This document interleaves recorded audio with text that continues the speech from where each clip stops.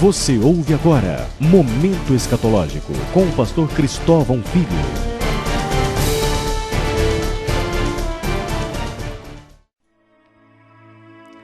Amados ouvintes, dando sequência às mensagens já iniciadas em torno deste tema, queremos abordar ocultismo, nazismo e ufologia e estabelecer a relação entre essas coisas. É um assunto complexo e tentaremos abordar da forma mais didática possível, como já afirmado antes. Devemos entender que nos dias de hoje o ocultismo está em voga, está em moda. Nós temos as cartomantes, nós temos as tarólogas, até pela internet. Infelizmente, as pessoas carregam em si mesmas uma sede por Deus e buscam preencher esse vazio através desses enganos. Sabemos como cristãos que Satanás está por trás de tudo isso, levando as pessoas ao engano. E é muito interessante, porque você encontra pessoas hoje que não acreditam na existência de Deus, mas acreditam no diabo, acreditam no oculto, acreditam no esotérico.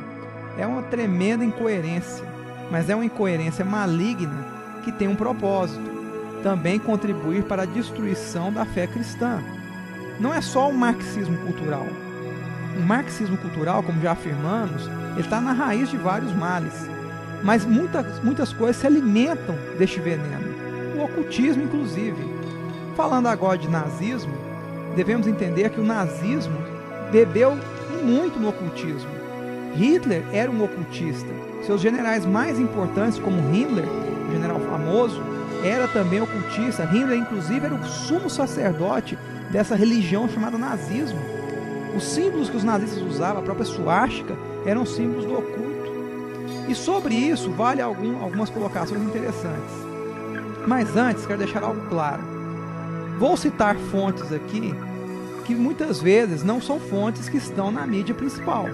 Você não vai achar as grandes emissoras de TV, as grandes rádios falando delas, mas são fontes idôneas. Eu baseio o que eu vou falar sobre o nazismo em grandes documentários, inclusive da TV paga. No History Channel, no Discovery Channel, você vai ter grandes documentários muito bem produzidos sobre o nazismo e que abordam essas questões.